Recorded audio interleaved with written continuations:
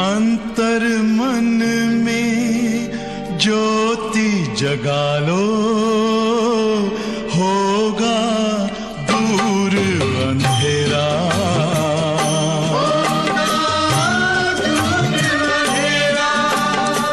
शिव का कर लो ध्यान, आ रहा पावन पुण्य सवेरा।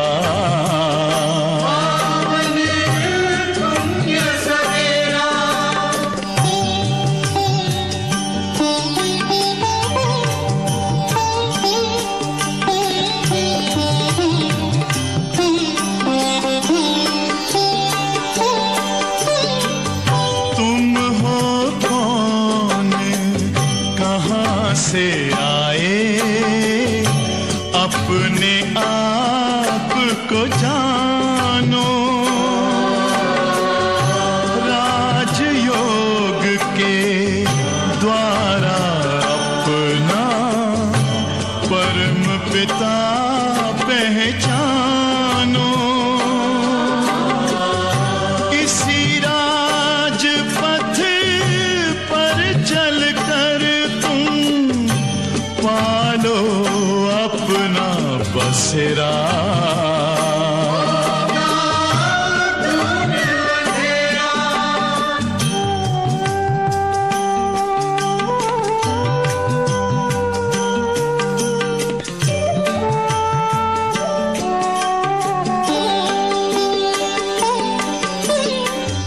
तुम हो आत्मा तन से न्यारे, परमात्मा को प्यारे।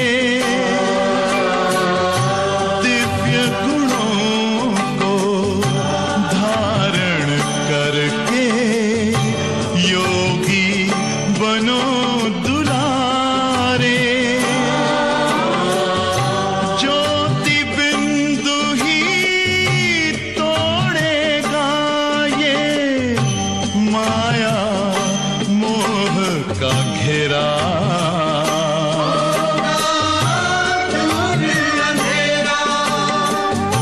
अंतर मन में ज्योति जगा लो, होगा दूर अंधेरा।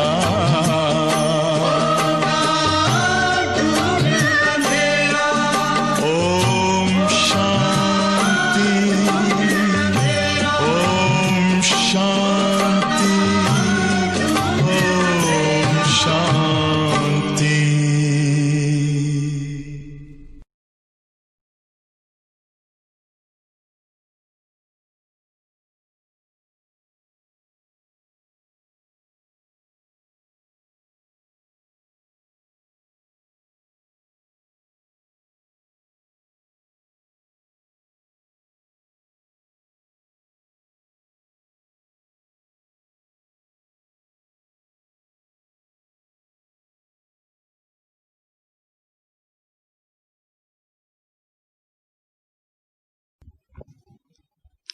ओम शांति।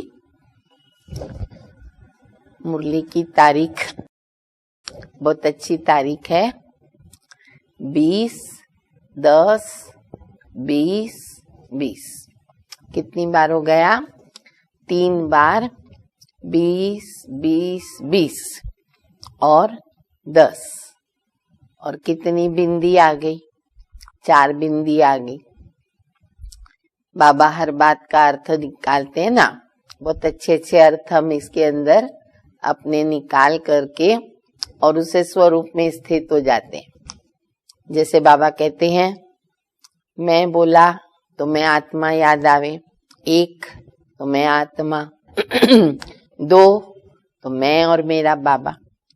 अलग अलग रीति से 0 ज्योति बिंदु बाबा, ज्योति बिंदु मैं, ज्योति बिंदु ड्रामा, 3 बिंदी याद करो। और देखो, जब बाबा के हम बच्चे भारत को स्वर्ग बनाने के कार्य में लगते हैं तो बाबा कितने अच्छे अच्छे टाइटल्स हम बच्चों को देते। आज बाबा कहते हैं, तुम बच्चे हो स्पिरिचुअल रूहानी इनकॉग्निटो सैल्वेशन आर्मी। कितना बड़ा टाइटल है, बाबा के द्वारा मिला है। सबका बेड़ा पार करने वाले, सबको उस पार ले जाने वाले, बचाने वाले, सैल्वेशन आर्मी। कॉलेज में बैठे हैं, बाबा पढ़ा रहे, सुप्रीम टीचर। इतना भी अगर हमने अपना टाइटल याद किया, हम बहुतों का कल्याण कर सकते हैं। तो ऐसे से टाइटल्स को याद करने से हमें अपना कर्तव्य भी याद आ जाता है। बाबा की मुरली सुनेंगे। मीठे बच्चे, तुम हो स्पिरिचुअल, रूहानी, इनकॉग्निटो सैल्वेशन आर्मी। सब लिखो, नोट करो और वो टाइटल याद करो। तुम इस सारी दुनिया को सैल्वेज करना है, सारी दुनिया को सैल्वेज करना है। इतनी बड़ी जवाबदारी है हम बच्चों पर। डूबे हुए बेड़े को पार लगाना है। बाबा ने हमारा बेड़ा पार लगाया। कहते हैं ना, नैया मेरी पार लगाओ। तो बाबा कहते तुमको सारे डूबे हुए बेड़े को पार करना है। प्रश्न है,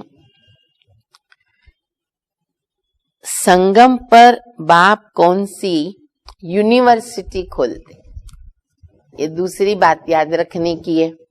अभी हम कहाँ बैठे हैं? यूनिवर्सिटी में, कॉलेज में। कितनी बड़ी बात है। चाहे हमारे शरीर की आयु कितनी भी हो, पर हम बैठे हैं यूनिवर्सिटी में। ये यूनिवर्सिटी किसने खोली? स्वयं भगवान बाबा ने। संगम पर बाप कौन सी यूनिवर्सिटी खोलते हैं जो सारे कल्प में नहीं होती, एक ही बार खुलती है। वो भी नाम लिखो। बाबा कहते हैं राजाई प्राप्त करने के लिए पढ़ने की गॉड फादरली यूनिवर्सिटी। राजाई प्राप्त करने के लिए, पढ़ने के लिए गॉड फादरली यूनिवर्सिटी व कॉलेज संगम पर बाप खोलते हैं। ऐसी यूनिवर्सिटी सारे कल्प में नहीं होती। इस यूनिवर्सिटी में पढ़ाई पढ़कर तुम डबल सरताज राजाओं के राजा बनते हो। First class university, first class हमारा पद बनता 21 जन्मों के लिए। ओम शांति। मीठे मीठे रूहानी बच्चों से पहले पहले बाबा पूछते हैं, यहाँ आकर जब बैठते हो तो अपने को आत्मा समझकर बाबा को याद करते हो? चेक करो। अभी हम आत्मा अभिमानी होके बैठे हैं, बाबा की याद में बैठे हैं।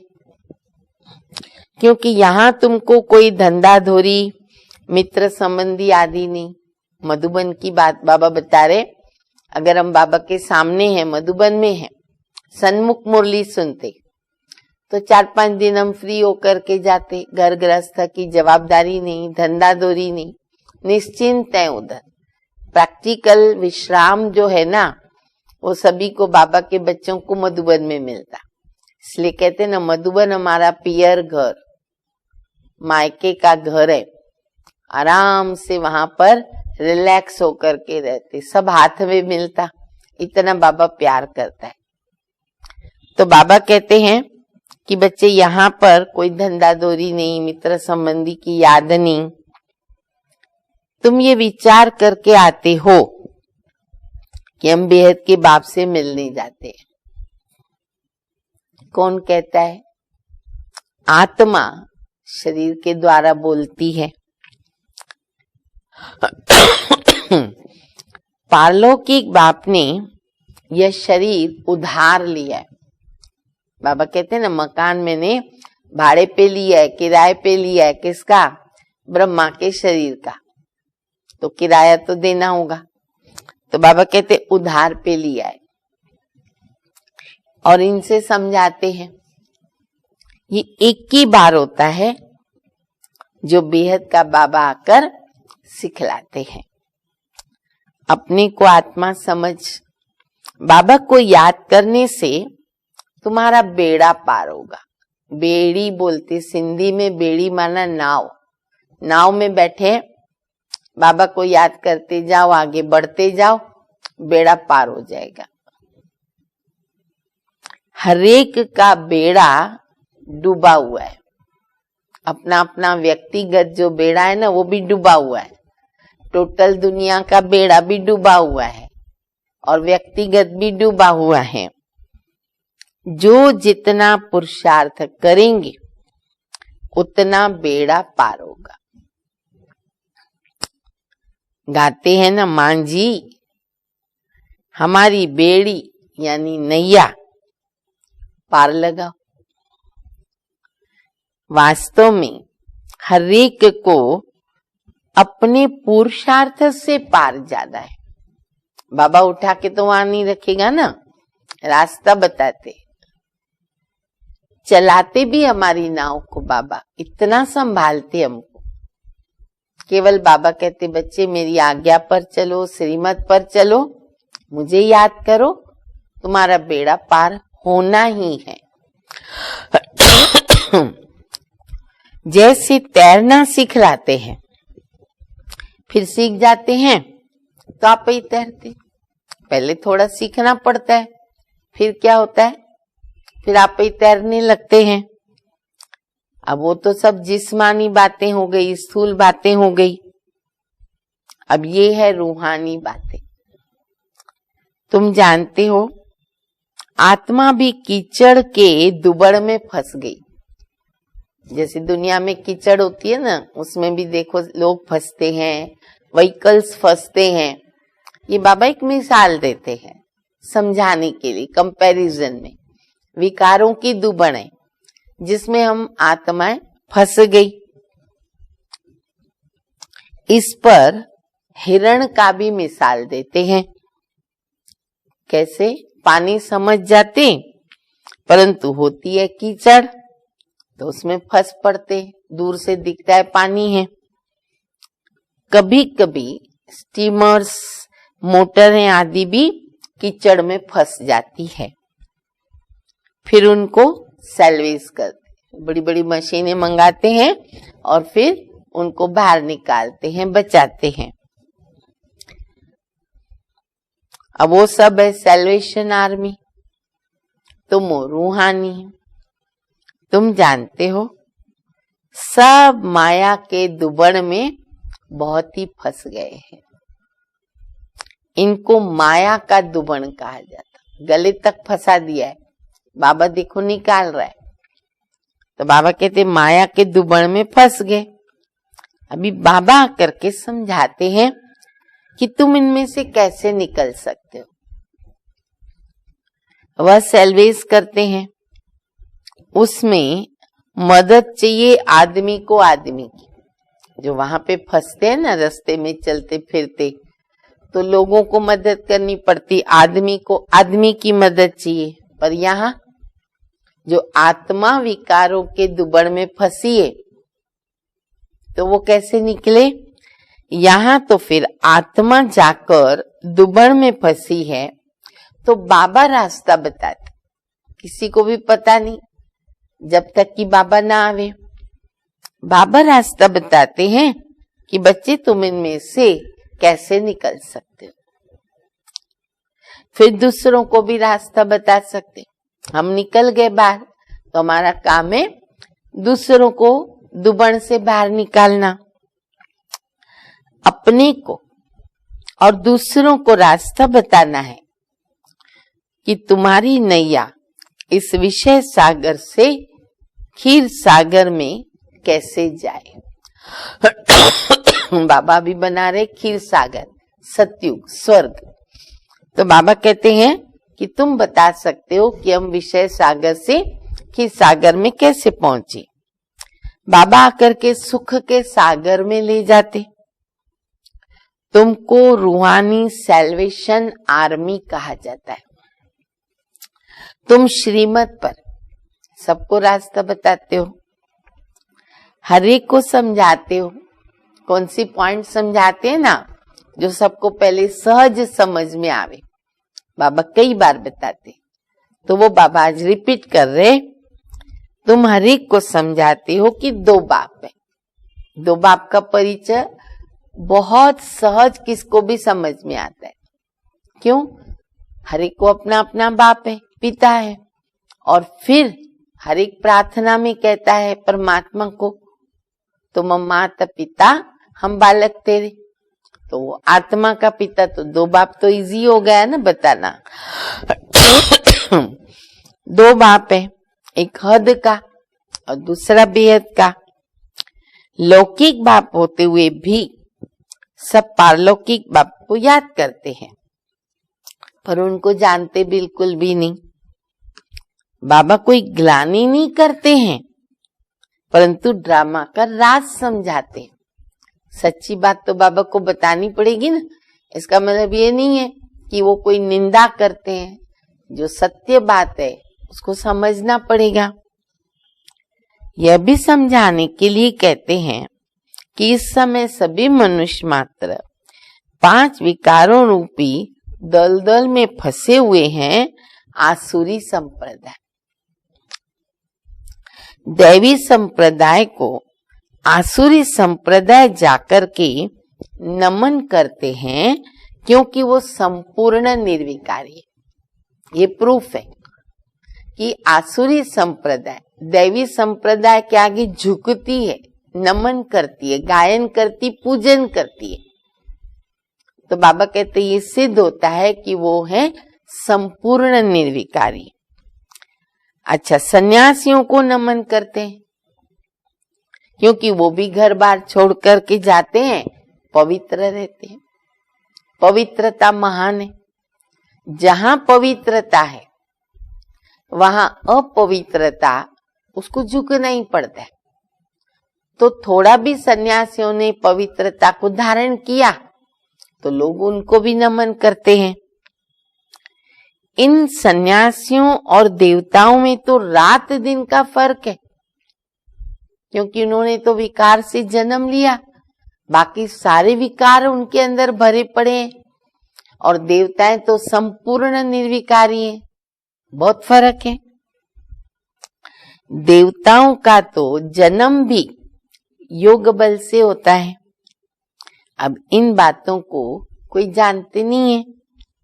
सब कहते हैं ईश्वर की गत मत न्यारी। नहीं समझ में आता है ना, बाबा ये भगवान की गत मत है, वो जाने, उसका काम जाने, उसकी गत मत न्यारी। ईश्वर का अंत ही नहीं पा सकते हैं। सिर्फ ईश्वर भगवान कहने से लव भी तो नहीं आता, दूर का रिलेशन हो जाता है। भगवान, ईश्वर, परमात्मा, अल्लाह बहुत दूर, मैं कहाँ वो कहाँ। और हम बच्चे बोलेंगे मेरा बाबा, बाबा बोला, एकदम जैसे मिले हुए आपस में, इतने समीप और प्यारा था। तो बाबा कहते हैं कि परमात्मा कहने से लव नहीं आता। सबसे अच्छा अक्षर है बाबा। सब बोलो प्यार से, मुरली सुनते सुनते बाबा को बोलो मेरा बाबा, मीठा बाबा, प्यारा बाबा, शुक्रिया बाबा। दादी जानकी ने बहुत अच्छा सिखाया। बार बार दिन में बोलते रहो, बहुत अच्छा लगेगा। मनुष्य बेहद के बाप को नहीं जानते हैं, मतलब जैसे आर्फन है, निधन के हैं। मैगजीन में भी निकाला है कि मनुष्य क्या कहते हैं और भगवान क्या कहते हैं। अब बाबा कोई गाली तो नहीं देते, बच्चों को समझाते हैं, क्योंकि बाप तो सबको जानता है। समझाने के लिए बाबा कहते हैं कि इनमें आसुरी गुण है, आपस में लड़ते रहते हैं। अब यहाँ तो लड़ने की कोई दरकार ही नहीं है। वो है कौरव आसुरी संप्रदाय और ये है देवी संप्रदाय। तो बाप समझाते हैं कि मनुष्य को मुक्ति व जीवन मुक्ति के लिए राजयोग सिखलावे, ये हो नहीं सकता। इस समय बाप तुम आत्माओं को सिखला रहे।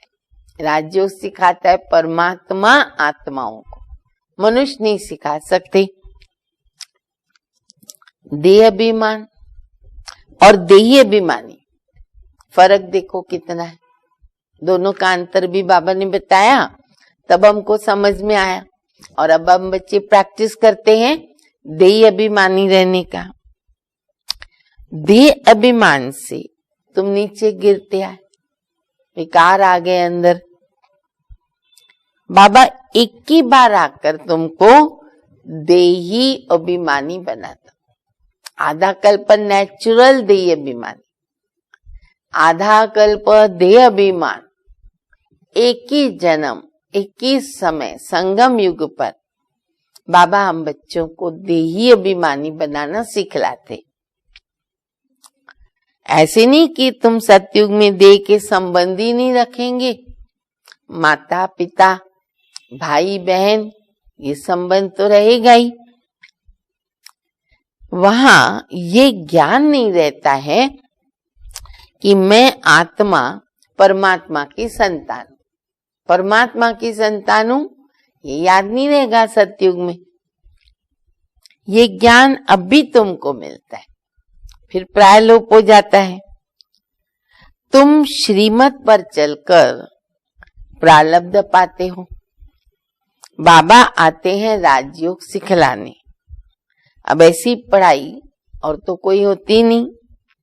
डबल ताज राजाएं सतयुग में होते हैं, फिर सिंगल ताज वालों की राजाई भी है। द्वापर युग में आते हैं, पवित्रता का ताज निकल जाता है तो सिंगल ताज रहता, पर राजाई तो वहां भी चलती है। अभी वो भी राजाई नहीं, अब तो प्रजा का प्रजापति राज्य है ना। तो बाबा कहते अभी तो कोई राजा ही नहीं है, प्रजा का प्रजापति राज्य है। तुम बच्चे अभी राजाई के लिए पढ़ते हो, राजाई प्राप्त करने के लिए। तो इसको कहते हैं गॉड फादरली यूनिवर्सिटी। तुम्हारा नाम भी लिखा हुआ है। वो लोग बल नाम रख देते हैं गीता पाठशाला, गीता पढ़ के सुनाते हैं ना, तो नाम रख देते हैं गीता पाठशाला। अच्छा पढ़ाता कौन है? तो फट से क्या बोलेंगी? श्री कृष्ण भगवान वाच। हर एक को तो यही पता है। सपने में भी किसको पूछो झुंझला के कि गीता का ज्ञान किसने दिया, तो अज्ञानी लोग एक ही जवाब देंगे, कृष्ण भगवान वाच। अब कृष्ण तो पढ़ा नहीं सकता है, कृष्ण तो खुद पाठशाला में पढ़ने जाते हैं। प्रिंस प्रिंसेस कैसे स्कूल में जाते हैं, वहां की भाषा ही दूसरी है, वहां की रस्म रिवाज अलग है। राज विद्या सीखने तो वहां भी जाएंगे। प्रिंस प्रिंसेस पढ़ाई करते हैं, वहां की जो रस्म रिवाज है। तो बाबा कहते हैं वहां की तो भाषा भी दूसरी है। ऐसे भी नहीं कि संस्कृत में गीता गाया, यहाँ तो अनेक भाषाएं हैं। जो जैसा राजा होता है ना, वो अपनी भाषा चलाता है। तो आप सोचो द्वापर युग के बाद राजाएं बदलते रहते हैं, कितनी भाषाएं बनती जाती। जो राजा बनता उसकी अपनी भाषा चलती। संस्कृत भाषा कोई राजाओं की नहीं है। बाबा कोई संस्कृत नहीं सिखाता, बाप तो राजयोग सिखाते हैं सतयुग के लिए। बाबा कहते हैं बच्चे काम महाशत्रु है, इन पर जीत पहनो, प्रतिज्ञा कराते हैं। यहाँ जो भी आते हैं ना, उनसे प्रतिज्ञा कराई जाती। इसलिए तो बाबा के पास क्वांटिटी रहती है ना, क्वांटिटी रहती है नहीं, क्वालिटी रहती है। क्यों? प्रतिज्ञा करनी पड़ती है। काम पर जीत पाने से तुम जगत जीत बनेंगे, ये है मुख्य विकार। ये हिंसा द्वापर से चली आती है, जिसमें वाम मार्ग शुरू हो जाता। देवता कैसे वाम मार्ग में जाते हैं, उनका भी मंदिर है, वहां बहुत अच्छी चित्र बनाए। एक्यूरेट यादगार चाहिए ना किसको समझाने के लिए, तो बाबा कहते भक्ति मार्ग में वो भी फिर यादगार चलता है। तो जैसे जगन्नाथपुरी है, देवताओं के रूप में उनके गंदे गंदे चित्र बनाए। बाकी वाम मार्ग में कब गए उसकी कोई तिथि तारीख तो है नहीं। सिद्ध होता है कि काम चिता पर बैठने से काले बनते हैं, परंतु नाम रूप तो बदल जाता है ना। काम चिता पर चढ़ने से आयरन एजेड बन जाते। अभी तो 5 तत्व भी तमो प्रधान है, इसलिए शरीर भी तो ऐसे तमो प्रधान मिलेंगे ना। ऐसे ही शरीर है सबके। देखो आज के समय में किसका शरीर काम का है? कोई बोले तो सही कि मैं बहुत तंदुरुस्त हूँ, हेल्थ वेल्थ हैप्पीनेस। बाबा कहते शरीर भी तमो प्रधान है सारे। जन्म से कोई कैसे हो पड़ते हैं, और वहां एकदम सुंदर शरीर होते। योग बल की पैदाश, तत्व सतो प्रधान, कितनी अच्छी पैदाश रहती है। अभी तमो प्रधान होने के कारण शरीर भी ऐसे कितने विचित्र प्रकार से शरीर पैदा होता है। मनुष्य, ईश्वर, प्रभु आदि भिन्न भिन्न नामों से उनको याद करते हैं, पर उन विचारों को कुछ पता ही नहीं है। आत्मा अपने बाबा को याद करती है ना कि हे बाबा आकर शांति दो। यहाँ तो कर्म इंद्रियों से पाठ बजा रहे हैं, फिर शांति कैसे मिलेगी? विश्व में शांति कब थी? जबकि लक्ष्मी नारायण का राज्य था। परंतु लाखों वर्ष कल्प की आयु कह दी ना, तो मनुष्य बेचारे कैसे समझेंगे? कल की बात है, नहीं मालूम, लाखों वर्ष, पता नहीं कब लक्ष्मी नारायण का राज्य था। जब इनका देवताओं का राज्य था तो एक राज्य, एक धर्म था, और कोई खंड भी ऐसे नहीं थे। एक ही धर्म, एक ही राज्य। यहाँ आत्मा मांगती है, डिमांड है, एक राज्य हो। तुम्हारी आत्मा जानती है हम एक राज्य स्थापन कर रहे, और वहां सारे विश्व के हम मालिक रहेंगे। तो बाप हमको सब कुछ दे देता है, जो भी बाबा के पास है सब दे देते। कोई भी इनमें राजाई छीन नहीं सकता, ऐसी राजाई कोई छीन नहीं सकता। हम सारे विश्व के मालिक बन जाते। गीत बाबा कई बार कहते हैं ना, तुम्हें पाके हमने जहां पा लिया, जमी तो जमी आसमां पा लिया, तो सब कुछ हम पा लेते हैं। विश्व में कोई सूक्ष्म वतन, मूल वतन नहीं आता, वो अलग हो जाते हैं। वह सृष्टि, ये सृष्टि का चक्र तो यहाँ फिरता रहता है। इसको बाप जो रचयिता है वही जानता है। ऐसे नहीं कि रचना रचते हैं। बाप आते हैं संगम पर, किसके लिए? पुरानी दुनिया को नई बनाने के लिए। दूर देश से बाबा आया है। तुम जानते हो नई दुनिया हमारे लिए बन रही। बाबा हम आत्माओं का श्रृंगार कर रहे ना, सभी अपना अपना श्रृंगार करो। देखो मुरली श्रृंगारती है। कितने अच्छे अच्छे बाबा की पॉइंट्स हैं, कितनी बाबा हम बच्चों को युक्तियां बताते हैं, प्रॉब्लम्स का सॉल्यूशन बताते हैं। क्या नहीं है मुरली के अंदर? टॉनिक है, माजुन है, अमृत है, दूध है, ताकत आ जाती है। तो इसीलिए बाबा कहते ये बाबा तुम्हारा श्रृंगार कर रहे हैं। उनके साथ फिर शरीरों का भी श्रृंगार हो जाएगा, आत्मा शुद्ध बनेगी, तो ऑटोमेटिक शरीर भी शुद्ध मिलेगा। आत्मा पवित्र होने से शरीर सतो प्रधान मिलेंगे, सतो प्रधान तत्वों से ही शरीर बनेंगे। इन्हों का सतो प्रधान शरीर है ना देवताओं का, इसलिए नेचुरल ब्यूटी भी रहती है। कुछ मेकअप करने का जरूरत ही नहीं वहां पर, तो नेचुरल ब्यूटी। गाया जाता रिलीजन इज माइट, बहुत शक्ति है उस धर्म के अंदर, भगवान स्थापन कर रहा है, क्यों नहीं होगी। अब माइट मिली कहां से, वो ताकत आई कहां से। एक ही देवी देवताओं का रिलीजन है जिसमें माइट है, शक्ति है।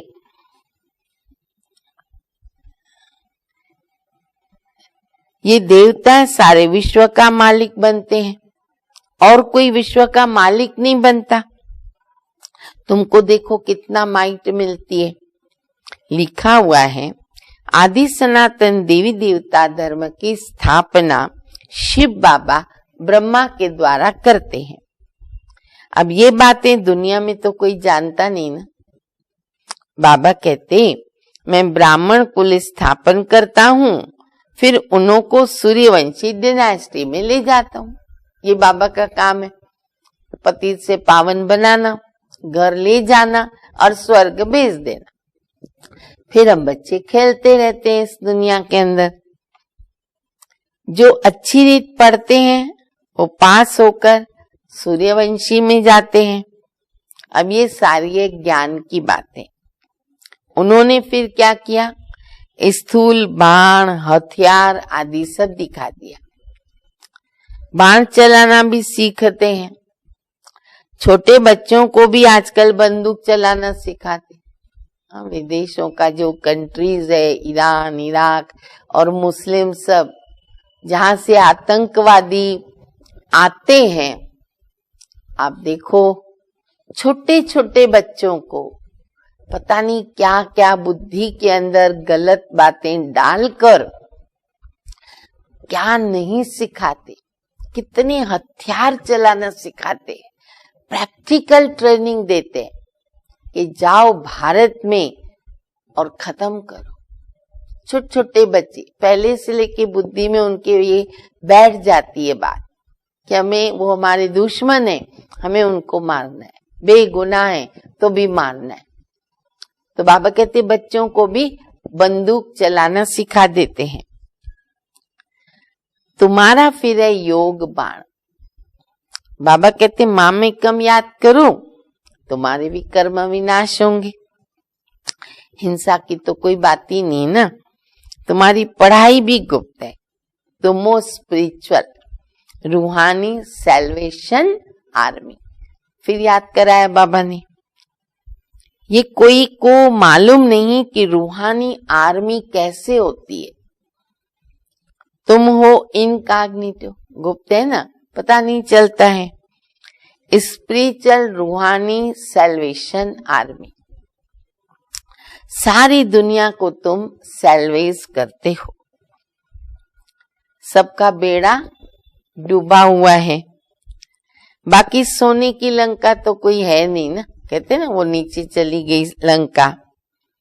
ऐसे नहीं कि सोनी द्वारिका नीचे चली गई है फिर वो निकल आएगी, नहीं। द्वारिका में भी इनका राज्य था, परंतु सतयुग में था। सतयुगी राजाओं की ड्रेस अलग होती है और त्रेता की अलग। जैसे राजा बदली होगा ड्रेस चेंज हो जाएगी, थोड़ा भाषा में फर्क आएगा, थोड़ा सा रस्म रिवाज में फर्क आता है, थोड़ा थोड़ा सब में फर्क आ जाता है और धीरे धीरे नीचे भी उतरते हैं। तो बाबा कहते हैं सतयुगी राजाओं की ड्रेस अलग, फिर त्रेता की अलग, भिन्न भिन्न ड्रेस और भिन्न भिन्न रस्म रिवाज। तो अभी तो देखो द्वापर के बाद तो कितना सब वैरायटी हो जाता। हर एक राजा की रस्म रिवाज अपनी अपनी। सतयुग का तो नाम लेते ही दिल खुश हो जाती है, कहते ही है स्वर्ग पैराडाइज, परंतु मनुष्य कुछ जानते नहीं। फिर बाबा ने याद किया है दिलवाड़ा मंदिर। बाबा कहते मुख्य है ये दिलवाड़ा मंदिर। हूबहू तुम्हारा यादगार। बहुत बार मुरली में बाबा याद करते हैं ना, मॉडल्स तो हमेशा छोटा बनाते हैं ना, मॉडल ही बनाया है दिखाने के लिए तो वो तो छोटा ही बनाएंगे, फिर भी उसके पीछे बहुत सारी कहानी है। ये बिल्कुल एक्यूरेट मॉडल है। शिव बाबा भी है, आदि देव भी है, ऊपर में वैकुंठ भी दिखाया, सब उसके अंदर मंदिर में इतना अच्छा ड्रामानुसार बन चुका, जो नूंधा हुआ है ड्रामा में, ये समझाना बाबा को सहज होता। शिव बाबा होगा तो रथ भी होगा, आदि देव बैठा है, यह भी किसको पता नहीं है। ये शिव बाबा का रथ है। महावीर ही तो राजा ही प्राप्त करते हैं। आत्मा में ताकत कैसे आती, यह भी तुम समझते हो। घड़ी घड़ी अपने को आत्मा समझो।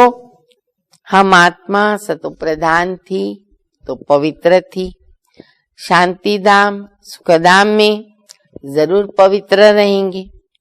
अब बुद्धि में आता है, कितनी सहज बात है। भारत सतयुग में पवित्र था, वहां अपवित्र आत्मा रह नहीं सकती है। इतनी सब पतित आत्माएं ऊपर कैसे जाएगी, बाबा लेने आए ना, कैसे जाएगी?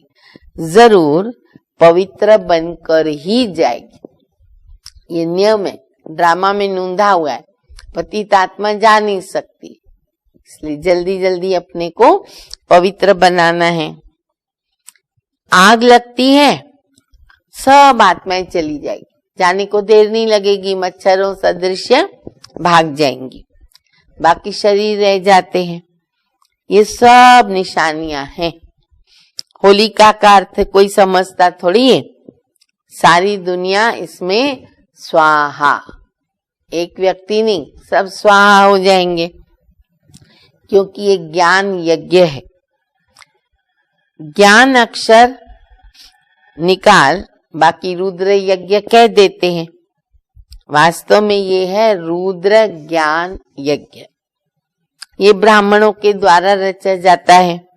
सच्चे सच्चे ब्राह्मण तुम हो, यज्ञ को संभालना, यज्ञ चलाना, यज्ञ में हवन आदि जो स्वाहा करते हैं ना, वो है ब्राह्मणों का धर्म। प्रजापिता ब्रह्मा की तो सब औलाद है ना, ब्रह्मा द्वारा मनुष्य सृष्टि रची जाती है। ब्रह्मा को कहेंगे ग्रेट ग्रेट ग्रेट ग्रैंडफादर। सिजरा, वहां से सिजरा चलता है। जैसे अलग अलग बरादरी के सिजरे, सरनेम भी देखो उस आधार पे बनाते रहते ना, तो अलग अलग सिजरा होता है। अब तुम्हारी बुद्धि में है कि मूल वतन में है आत्माओं का सिजरा कायदे मुजब। झाड़ दिखा है ना मूल वतन में, निराकारी झाड़, अपने अपने सिजरे में सब धर्म की आत्माएं खड़ी हो जाती हैं। शिव बाबा, फिर ब्रह्मा विष्णु शंकर, फिर लक्ष्मी नारायण आदि, ये सब है मनुष्यों के सिजरे। सब नंबरवार बाबा ने दिखाया, चित्र बनाया और हम बच्चों को समझाया। अच्छा, मीठे मीठे सिकिल दे बच्चों प्रति माता पिता बाप दादा का याद प्यार और गुड मॉर्निंग। रूहानी बाप की रूहानी बच्चों को नमस्ते। हम रूहानी बच्चों की रूहानी बाप को, माता पिता बाप दादा को याद प्यार गुड मॉर्निंग और नमस्ते।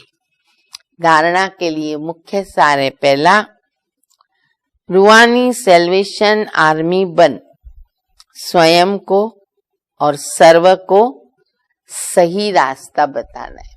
टाइटल याद रखो, सारी दुनिया को विषय सागर से सेल्वेज करने के लिए बाबा का पूरा पूरा मददगार बनना है। दूसरा, ज्ञान योग से पवित्र बनकर आत्मा का श्रृंगार करना है, शरीरों का नहीं। कल बाबा ने कहा ना, अच्छे अच्छे बहुत ऊंचे कपड़े पहनने की जरूरत नहीं, शरीर का श्रृंगार नहीं। आत्मा के पवित्र बनने से शरीर का श्रृंगार स्वतः ही हो जाएगा। वरदान है, मन बुद्धि को मन मत से फ्री कर। मन बुद्धि को मन मत से फ्री कर सूक्ष्म वतन का अनुभव करने वाले डबल लाइट भव। सिर्फ संकल्प शक्ति अर्थात मन और बुद्धि को सदा मन मत से खाली रखो, मन मत से खाली। तो यहाँ रहते भी वतन की सभी सीन सीनरियां ऐसे स्पष्ट अनुभव करेंगे जैसे दुनिया की कोई भी सीन स्पष्ट दिखाई देती है। इस अनुभूति के लिए कोई भी बोझ अपने ऊपर नहीं रखो, सब बोझ बाबा को देकर डबल लाइट बन जाओ। मन बुद्धि से सदा शुद्ध संकल्प का भोजन करो, ताकत आएगी शुद्ध संकल्प के भोजन में। कभी भी व्यर्थ संकल्प विकल्प का अशुद्ध भोजन न करो। जैसे नॉनवेज नहीं खाना है, कांदा लहसुन नहीं खाना है, वैसे व्यर्थ अशुद्ध भोजन भी मन बुद्धि को नहीं देना है। तो बोझ से हल्के होकर ऊंची स्थिति का अनुभव कर सकेंगे। स्लोगन है, व्यर्थ को फुल स्टॉप दो। कोई संकल्प आया ऐसा, फुल स्टॉप दो। फिर शुभ भावना का स्टॉक फुल कर दो। शुभ भावना का स्टॉक फुल करते जाएंगे, व्यर्थ समाप्त होता जाएगा। अच्छा, ओम शांति।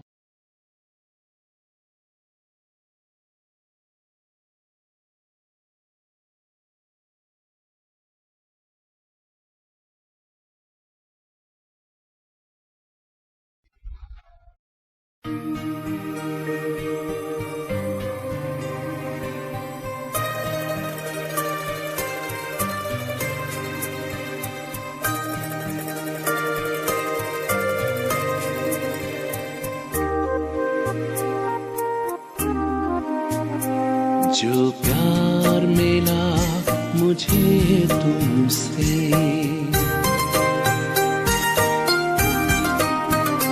जो प्यार मिला मुझे तुमसे, वर्णन करूं मैं कैसे मुख से। जो प्यार मिला मुझे तुमसे, वर्णन करूं मैं कैसे मुख से।